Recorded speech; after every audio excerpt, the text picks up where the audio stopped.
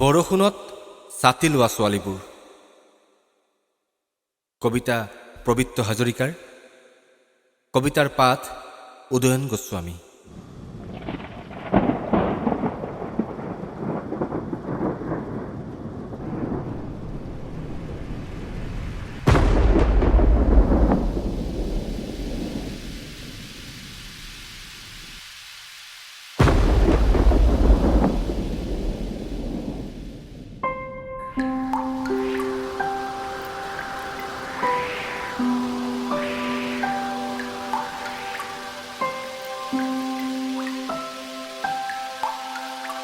বৰষুণ আহিলে ছাতি লোৱা ছোৱালীবোৰক মই বেয়া পাওঁ। যেনেকৈ বেয়া পাওঁ মানুহ আহিলে দুৱাৰত দাং দিয়া গৃহস্থক।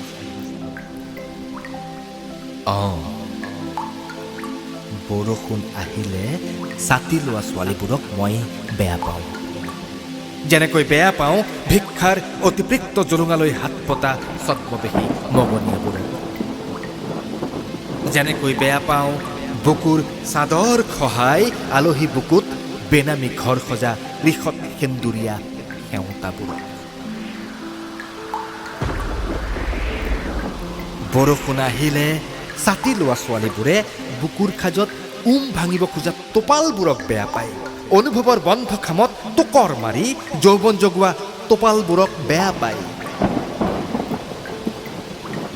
সিহঁতে ৰদাব নাজানে সিহঁতৰ সেমেকা বুকুৰ আদেশ, সিহঁতৰ উৰ্বৰা পাদদেশ, সিহঁতৰ নিসংকুচিত বিদেশ।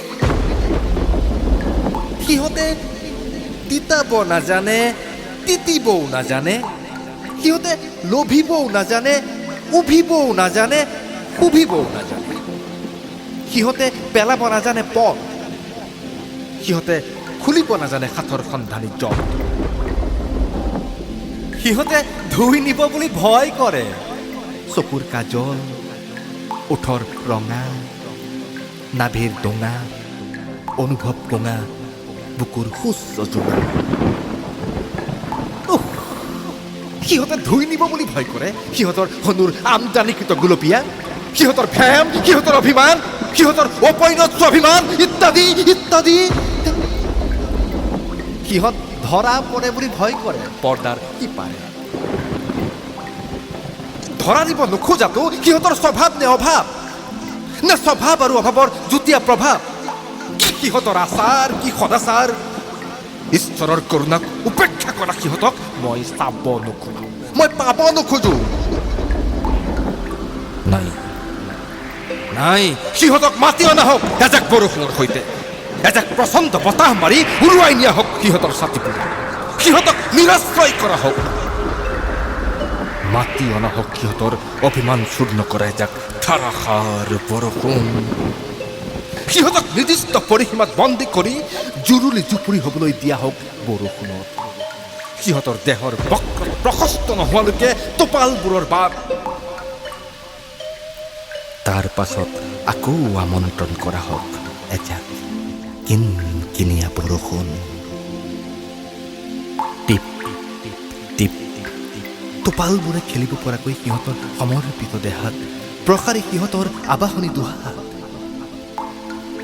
মুঠতে জীৱন মন্ত্ৰত সিহঁত সিদ্ধহস্ত হওক, ধৰাত এটা দৃষ্টান্ত ৰওক। ঈশ্বৰমুখী সিদ্ধান্তবোৰক উপেক্ষা কৰাৰ সাহস সিহঁতে ক'ত পাব? জীৱন সংজ্ঞাক পংগু কৰাৰ সামৰ্থ্য সিহঁতে ক'ত পুতলে? তাৰ এটা অনুসন্ধান কৰা হওক। এজাক বৰষুণৰ একোটা টোপালৰ এটা মান আছে, সন্মান আছে, এটা জীৱনদায়িনী প্ৰাণ আছে। বাৰণ কৰিবলৈ সিহঁত কোন? কওক সিহঁতে। টোপালবোৰ ৰৈ গলে বৈ গলে, ৰৈ বৈ কিবা থৈ গলে সিহঁতৰ কি বিক্ষত হয়?